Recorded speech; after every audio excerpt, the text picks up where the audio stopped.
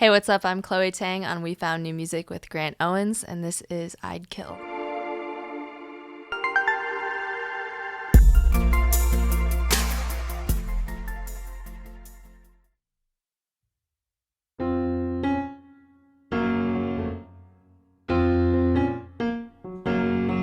I like to eat my breakfast without you interrupting me. I'm choosy with my friend list. I don't have time for all your needs. But when I think about it, sometimes I get lonely. Yeah, I get terrified of losing people slowly. Baby, I won't let anybody in my heart, 'cause you'll be dead before you even get to know me. But I'd kill for someone worth dying for. I'd kill for someone worth dying for.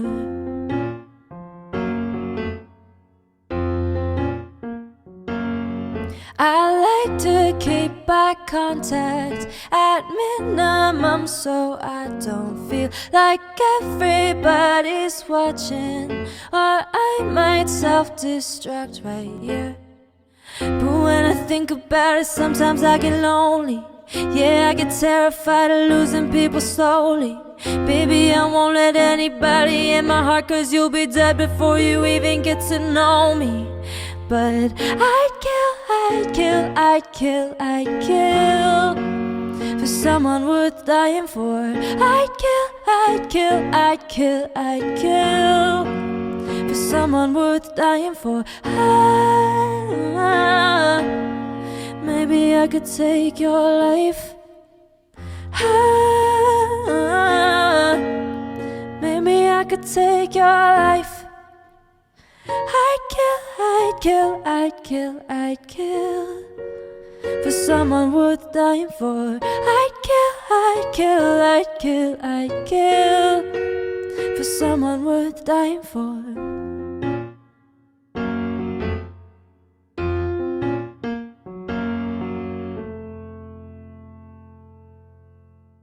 Hey guys, we're on location with Chloe Tang for We Found New Music. Thank you so much for joining us. Thank you. And for performing for us in the studio. You just played your brand new single, I'd Kill. Mm-hmm. And tell us about that. And you just dropped it for Halloween? Yes. Awesome. So this song I wrote a few months ago with my good friend Sean Wasabi, who is also the producer. And the song is definitely... It's pretty moody. The tagline is "I'd kill for someone worth dying for," so it's definitely a little dramatic, a little bit dark vibes. But that's kind of the whole Halloween thing. We wanted to do it on Halloween so that it kind of matches that the time of the year, and it has that really dark feel. So yeah. Mm-hmm. There was really no better time of the year to release it. Yeah, it was perfect. It I'd ended up kill. being perfect, yeah. So ideal. Yeah. Tell me about working with Sean Wasabi. Yeah, so this is funny. I actually met him not that long ago, because I've only been living here for about a year now. Mm-hmm. But I met him a few months ago, and we were at the Warner building. I was just there. I just happened to be there that day, and he also just happened to be there that day. Sure. And we just met because he was playing a little show for the all the employees over there. And I was like, whoa, this guy's so cool. I love his sound, and he just has a really fun energy. For sure. And he has a positive, very uplifting kind of vibe. So I decided to introduce myself, and I was like, what's up? You know, I really admired him because he was also an Asian American in the music industry who was just killing it. And that kind of made me feel more comfortable talking to him, because I was like, I really look up to you and all this stuff. So he was really sweet, and then we ended up working together, and this was the first song this was our first session ever together. Amazing. So it was well, I love the output. It's a really sick song. Thanks. And that just shows, everyone's kind of willing to collaborate in the industry and see what you can come up with. You just sort of get out there and stay positive and make it happen. Right, yeah. And look what you did. Fun. That's a perfect example of that. Yeah, it was fate. I hate it was fate. No, it's fate. Kind of like fate, though. It's an important lesson to get out there and work with other artists. You might find your favorite sound. Yeah, exactly. Right? Yeah, I definitely did. So tell me about your background. You mentioned you're Asian American, and when did you move to Los Angeles? Yeah, so I actually grew up, I was born and raised in Phoenix, Arizona.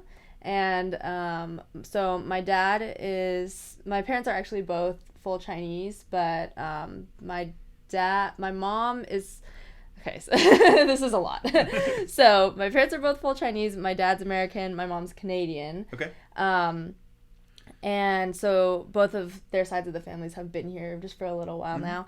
And so then I moved to Denver, and I was going to school there for songwriting, actually, at CU Denver for 4 years. And then in 2018, I graduated and moved here just because I knew I definitely wanted to do music full time. I wanted to songwrite and be an artist and just be here in the hub of all things. And I'd actually never been around this many other Asian people before, just because the areas I'd lived in, I was like really one of the only Asian people, let alone like Chinese specifically. And so now moving here, I think it's been a really great adventure to actually be in a community where I feel like I've been kind of like waiting for it my whole life, kind of. Just because there's a lot of, I just never realized that, what I was really missing out on.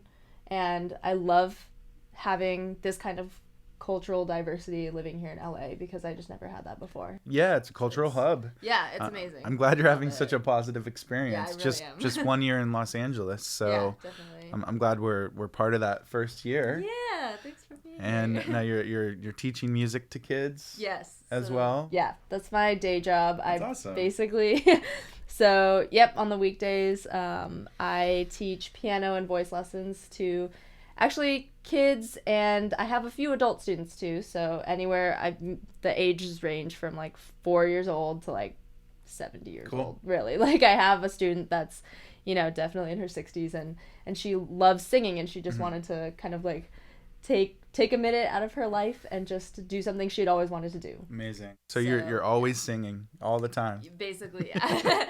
Yeah. I was, would you say that's your true passion, singing? Yeah, I would say so, definitely, because I realized it more recently since I've been teaching, that these kids just like, I just see so much of myself in them, and they just are so passionate about it at such a young age, which is amazing. And I just remember being like that, but I never took voice lessons. I never had someone to be like so encouraging of that besides my parents who weren't actually singers.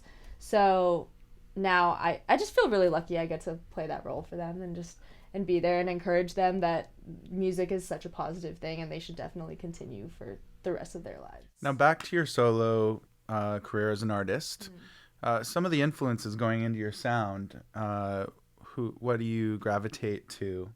Ooh, that's hard. It honestly changes every day. Okay. Yeah. I mean, I love Black Bear. I love Avril Lavigne was my very first musical love. Like she was, when I was like 7 years old, I was like, I just want to be Avril Lavigne. And that still stands today. She's having quite a resurgence right now. She is. I'm so proud. Yeah. I love JoJo. I love early 2000s, kind of like pretty much everything, like Justin Timberlake and that kind of stuff. But then on the other hand, I love hip hop. I love trap.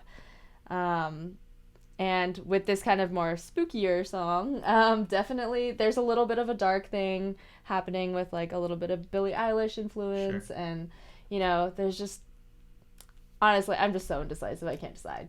Well, it sounds like you and Sean are figuring out a cool new sound for you. Yeah. And we're looking forward to seeing what's next. Thank you. Also, I believe you're going to have a show coming up.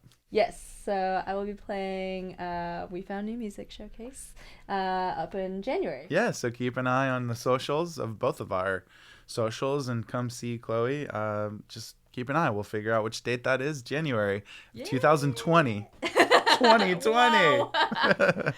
All right. Well, thank you so much, Chloe. Yeah, I guess what's your website like for anybody that's new? Yeah. So I would say number one thing I keep updated is my Instagram. So Instagram is @thisisChloeTang.